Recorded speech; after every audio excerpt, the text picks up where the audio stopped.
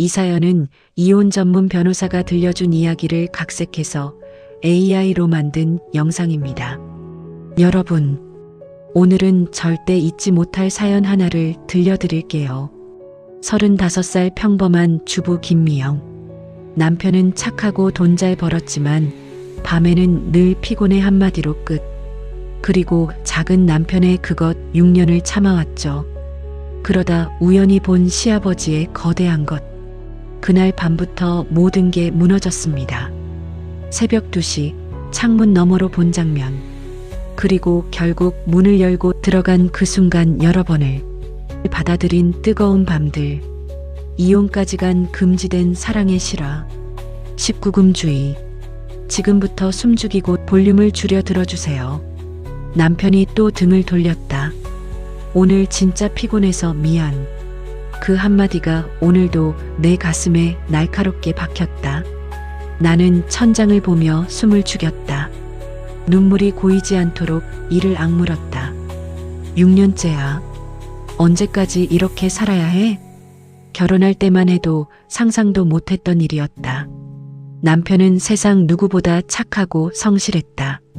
아침에 출근할 때마다 사랑해 하고 이마에 입 맞추고 퇴근 후엔 오늘 뭐 먹고 싶어? 하며 먼저 물었고 명절이면 부모님께 용돈도 두둑이 드렸다. 친구들은 너 진짜 인생 복 터졌어라고 부러워했다. 그런데 밤이 되면 모든 게 무너졌다. 남편의 것은 작았다. 처음 봤을 때조차 이게 끝? 하는 생각이 스쳤다. 길이도 굵기도 화났을 때의 모습도 전부 부족했다. 청양고추 하나 시든 것 같았다. 더욱 잔인한 건 그조차도 일주일에 한 번 겨우 나왔다. 그것도 피곤해 내일 일찍 일어나야 해 하며 등을 돌리는 게 일상이었다. 나는 한 번도 제대로 말하지 못했다. 상처받을까봐.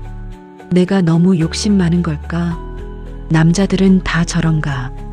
그렇게 스스로를 속이며 버텼다. 하지만 속으로는 매일 밤 울었다.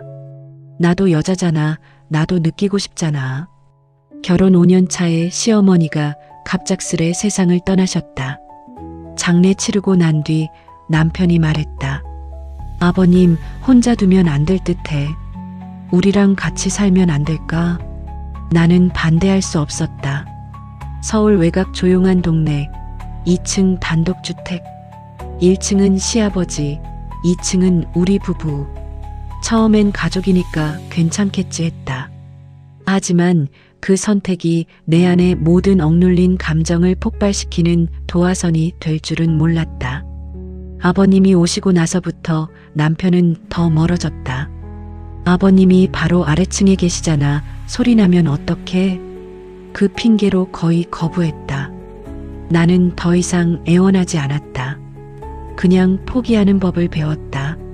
낮에는 억지로 웃고 밤에는 혼자 베개를 끌어안고 숨죽여 울었다. 이게 내 인생인가? 이대로 늙어가는 건가? 나는 전업주부였다. 남편이 굳이 맞벌이 할 필요 없어. 집에서 하고 싶은 거 해라고 했고 실제로 그럴 형편이었다. 남편 연봉만으로 생활비 넉넉하고 적금도 가능했다. 거기에 아버님이 매달 200만 원씩 생활비를 주셨다. 나는 그 돈으로 적금 통장만 불렸다. 시간은 남아 돌았고 그 빈 시간만큼 욕망도 커졌다. TV를 보다가도 빨래를 개키다가도 샤워하다가도 자꾸만 만약에 하는 상상이 스쳤다.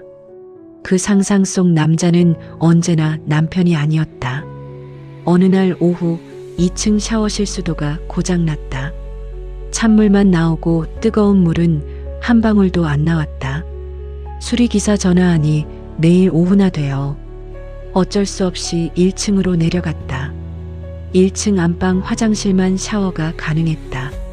조심조심 문을 열고 들어가는데 아버님이 샤워를 마치고 나오고 계셨다.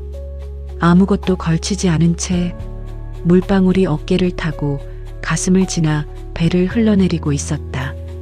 그리고 그 아래 내 시선이 멈췄다. 남편은 청양고추라면 아버님은 굵고 길고 무거워 보이는 큰 것이었다. 핏줄은 선명하게 돋아있고 색깔도 더 짙고 그냥 있기만 해도 존재감이 압도적이었다. 아버님도 나를 보고 순간 얼어붙으셨다. 뒤돌아 수건을 집으려 하셨지만 이미 내 머릿속에 그 장면이 선명하게 새겨졌다. 아, 못 볼 꼴을 보였구나.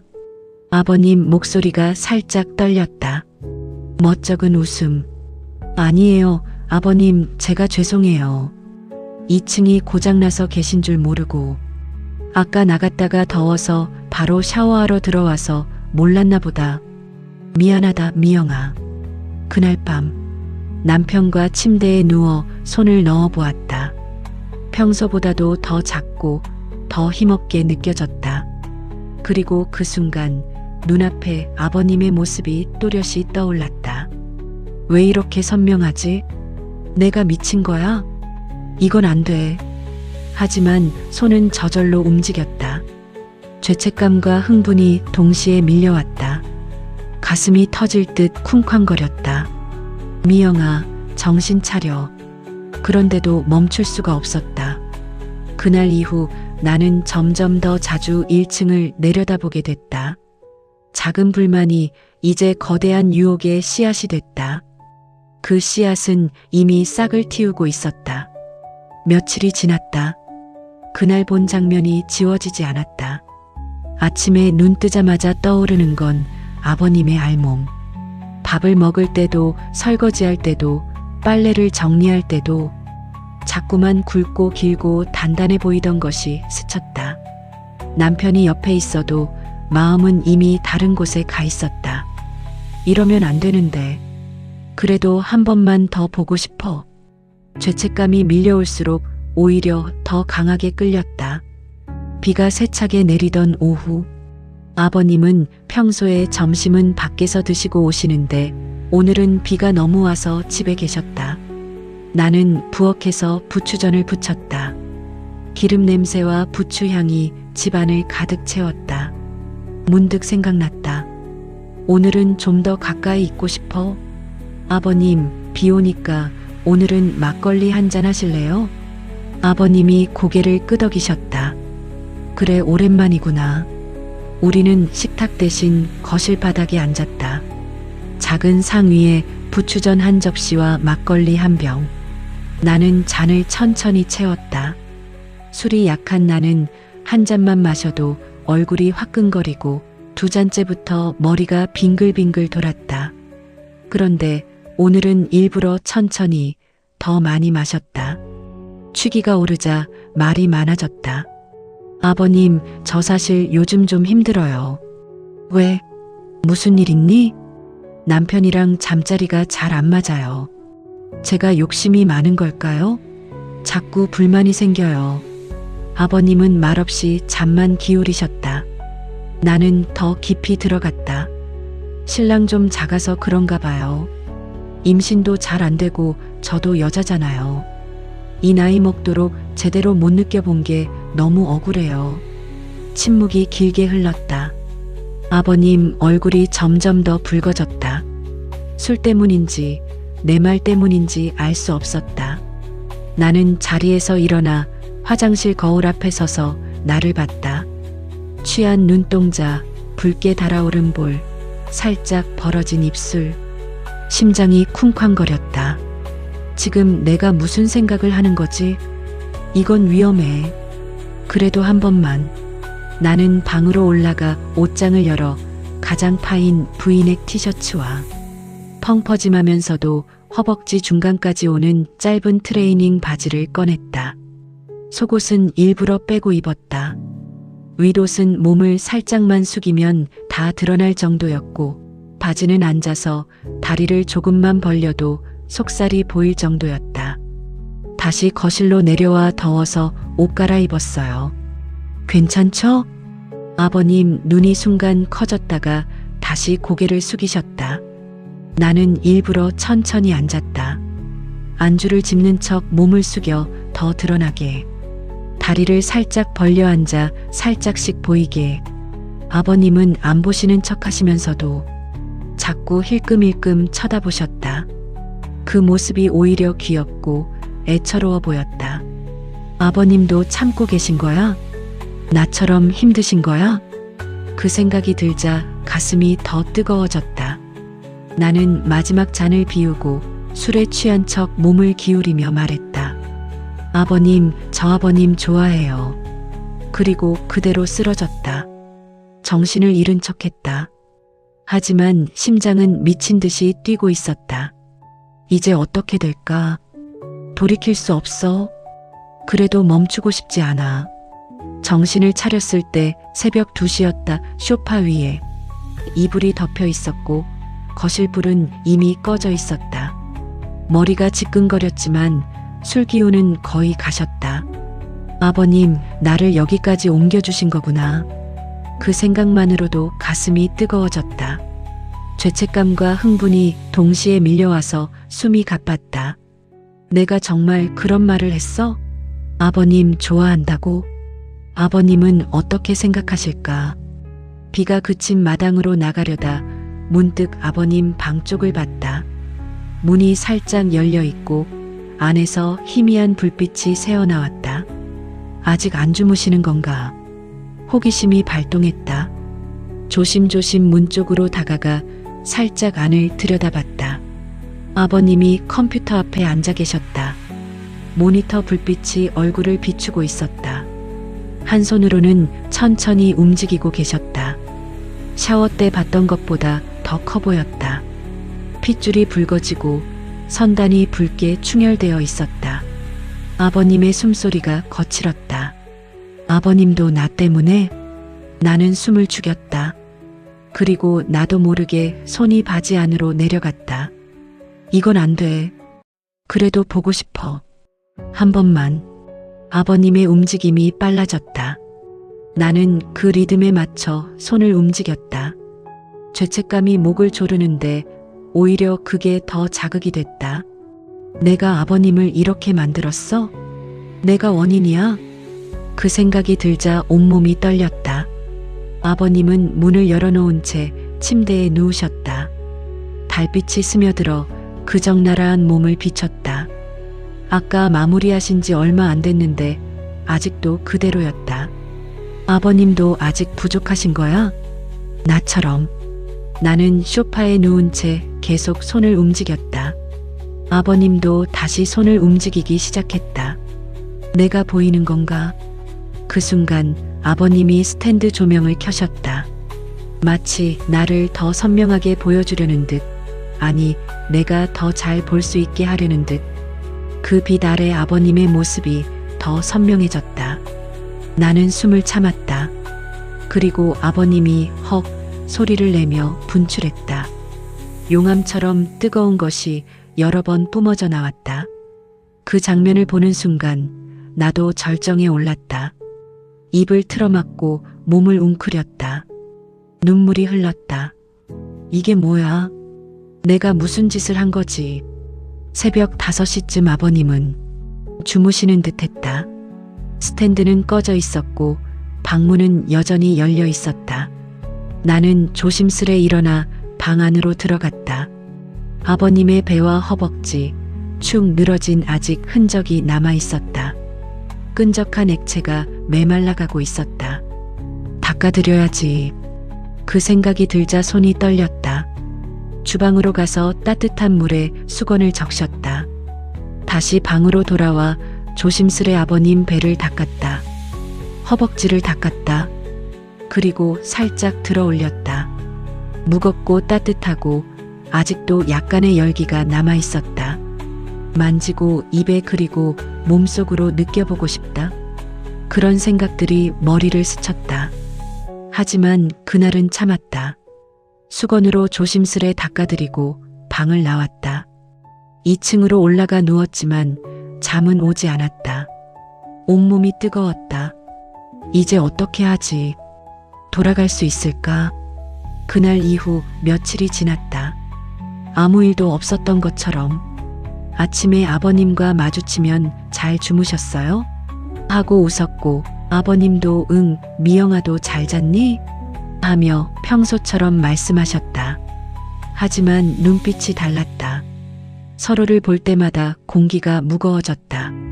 말하지 않아도 알 수 있었다. 우리 둘 다 그날 밤을 잊지 못하고 있어. 남편은 여전히 피곤하다며 등을 돌렸다. 주말에 기대해. 그 말이 들릴 때마다 속으로 비웃었다. 주말에 뭐가 달라지는데? 왜 아버님을 안 닮은 걸까 체격도. 비교는 점점 더 노골적이 됐다. 남편의 작은 것을 만질 때마다 아버님의 것이 떠올랐다. 크고 뜨거웠는데 가득 채워줄 수 있었을 텐데. 토요일 저녁이었다. 셋이 식탁에 앉아 밥을 먹고 있었다. 남편 핸드폰이 울렸다. 받고 나서 표정이 굳었다. 친구 아버님이 돌아가셨대. 부산으로 가봐야겠어. 서둘러 짐을 챙겼다. 월차 냈으니까 월요일 밤에나 올 거야. 걱정 마. 문을 나서며 내게 키스하려다 말고 그냥 손을 흔들었다. 집에 둘만 남았다. 아버님과 나. 저녁 설거지를 하는 동안 아버님께서 말씀하셨다. 미영아, 오늘은 좀 일찍 들어갈까? 네, 아버님도 피곤하시죠. 하지만 아버님은 방문을 살짝 열어놓고 들어가셨다. 나는 그 모습을 보고 가슴이 철렁 내려앉았다. 기다리고 계신 거야. 나를. 나는 2층으로 올라가. 샤워를 하고 가장 얇은 실크 슬립 하나만 입었다. 속옷도 빼고 거울 앞에서 나를 봤다. 가슴이 반쯤 드러나고 허벅지까지 올라오는 슬립. 이대로 가면 1층 거실로 내려와 아버님 방 앞에 섰다. 이제 돌이킬 수 없어. 문을 살짝 밀었다. 아버님이 침대에 앉아 계셨다. 나를 보자마자 낮은 목소리로 부르셨다. 미영아. 나는 문을 닫고 아버님 품으로 걸어갔다. 아버님의 손이 내 허리를 감쌌다. 오래 참았구나. 그 말에 눈물이 터졌다. 나는 고개를 끄덕이며 아버님의 입을 막았다. 입술이 닿자 온몸이 녹는 것 같았다. 남편과는 전혀 다른 키스였다. 거칠고 깊고 절박했다. 6년 동안 쌓인 모든 억눌림이 풀어지는 기분이었다. 나를 침대에 눕히고는 슬립을 천천히 걷어 올리셨다. 내 모습을 보시고 숨을 죽이셨다. 예쁘다, 정말 예쁘구나. 그 말에 몸이 떨렸다. 손을 가슴에 올리셨다. 크고 따뜻한 손바닥. 가슴에 살짝 스칠 때마다 전기가 통하는 듯 했다. 뜨겁고 단단한 것이 내 허벅지 사이에 닿았다. 새로운 경험, 아직까지 느껴보지 못한. 남편과는 전혀 다른 하지만 곧 그 충만감이 나를 덮쳤더라. 남편과는 비교도 안 되는 가득 차는 기분. 이게 진짜였구나. 남들이 말하던 기분, 전혀 느껴보지 못했던 색다른 기분. 나는 울면서도 허리를 들었다. 한 번 느낀 뒤에도 멈추지 않았다. 두 번째, 세 번째, 새벽까지 계속됐다. 마지막엔 아버님의 사랑이 넘쳐 흘렀다. 나는 그 느낌에 다시 떨었다. 이제 앞으로 어떻게 하지? 나는 대답 대신 다시 키스했다. 아직 끝내고 싶지 않아. 따뜻한 품 안에서 새벽이 밝아왔다. 온몸이 녹아내린 듯 무거웠지만 마음은 가벼웠다. 처음으로 충분히 채워졌다는 느낌을 알았다. 남편과 함께 있을 때마다 느꼈던 그 텅 빈 허전함이 사라졌다. 가슴에 얼굴을 묻고 숨을 고르는데 심장 소리가 내 귀에 울렸다. 쿵, 쿵. 규칙적이고 강렬했다. 나처럼 떨리고 계신 거야? 조용히 내 머리를 쓰다듬었다. 미영아, 괜찮니? 목소리가 낮고 떨렸고 나는 고개를 끄덕였다. 네, 너무 좋아요.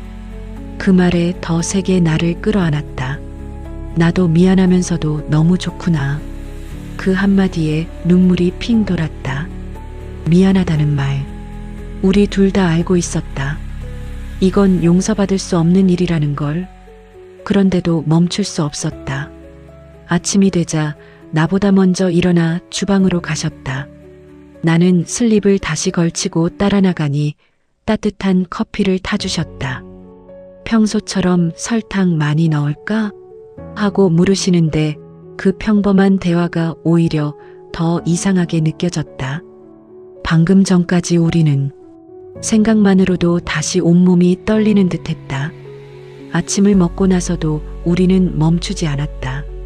거실 소파에서, 주방 식탁에서, 심지어 세탁실에서도 60대 초반이셨지만 체력은 놀라웠다.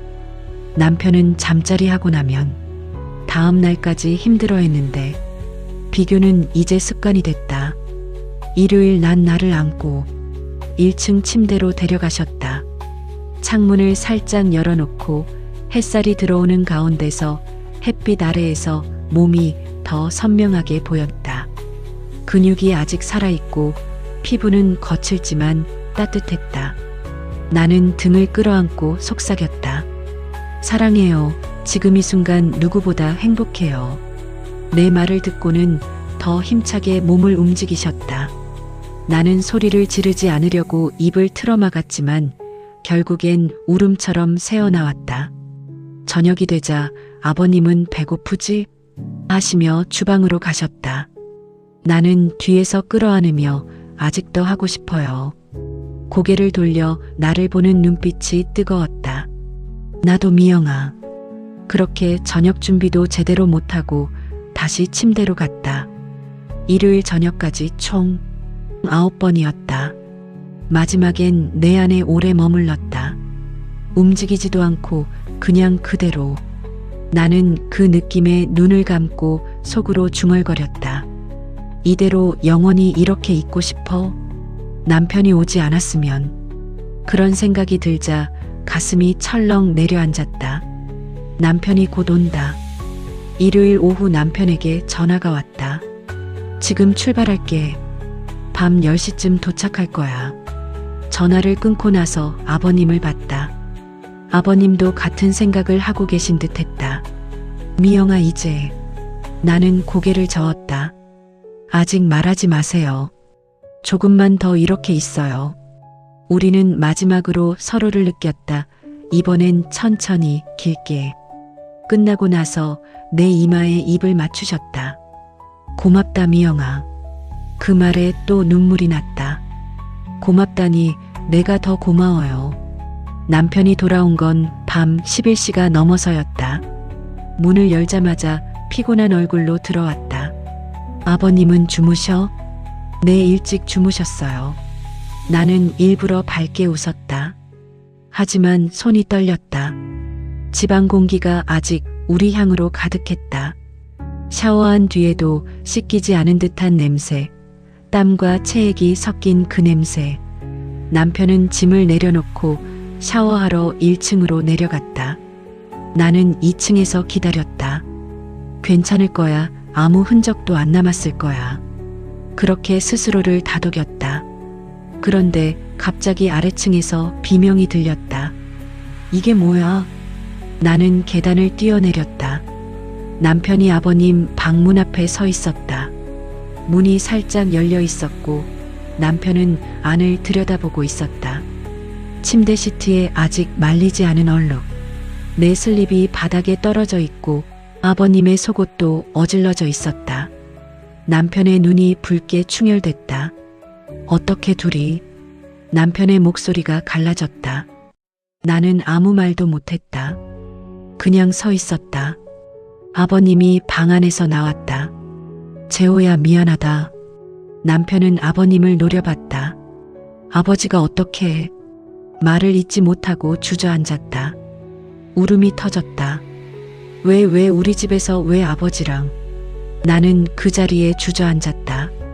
죄책감이 밀려왔다. 내가 다 내 잘못이야. 남편을 배신했어. 가족을 파탄냈어. 그런데 동시에 이상한 해방감도 있었다. 이제 숨길 필요 없어. 이제 솔직해질 수 있어. 남편은 그날 밤 짐을 챙겨 나갔다. 이혼하자. 한마디만 남기고. 이혼 서류가 나온 건 일주일 후였다. 남편은 울면서 물었다. 외아버님이었어? 나는 대답했다. 미안해. 하지만 나도 여자였어. 오래오래 참았어. 남편은 고개를 저었다. 그건 변명도 안 돼. 이혼한 지 정확히 1년이 지났다. 나는 아직도 이 2층 단독주택에 살고 있다. 1층은 아버님, 2층은 나. 법적으로는 남남이지만 밤이 되면 1층으로 내려간다. 그리고 또 한 번 뜨거운 밤을 보낸다. 후회는 있다. 남편을 아프게 한 것, 가족을 찢어놓은 것. 하지만 후회보다 큰 건 해방감이다. 나는 이제 억눌리지 않는다. 내 욕망을 숨기지 않는다. 아버님도 마찬가지다. 미영아 사랑한다. 그 말이 나올 때마다 가슴이 벅차오른다. 가끔 거울을 볼 때 스스로 묻는다. 내가 어떻게 그랬니? 그리고 대답한다. 그냥 여자였으니까. 작은 불만이 불러온 거대한 사랑. 이게 내 이야기다. 아직도 끝나지 않은 이야기. 김미영의 사연 여기서 끝이 아닙니다. 이혼한 지 1년이 지났지만 그녀는 여전히 그 집 2층에 살고 있어요. 밤이 되면 1층으로 내려가죠. 작은 불만이 불러온 거대한 사랑. 후회는 있지만 후회보다 큰 건 해방감이었대요. 여러분은 이 사연 어떻게 생각하시나요? 댓글로 솔직하게 말씀해 주세요. 이해돼요? 충격이야? 더 듣고 싶어? 뭐든 괜찮아요. 구독과 좋아요, 알림 설정 부탁드릴게요. 다음 사연도 더 자극적으로 준비할게요. 오늘도 끝까지 봐주셔서 감사합니다. 조심히 들어가세요.